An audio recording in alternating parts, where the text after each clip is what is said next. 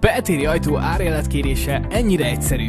Először is felmész a weboldalunkra és kiválasztod a számodra szimpatikus ajtót a számodra megfelelő színben és kivitelben. Rákattintasz az árajánlatkérés gombra, és már is az űrlapon találod magad. Személyes adatait értelemszerűen kitöltöd, majd a következő részben az ajtó lehetséges méretét adod meg.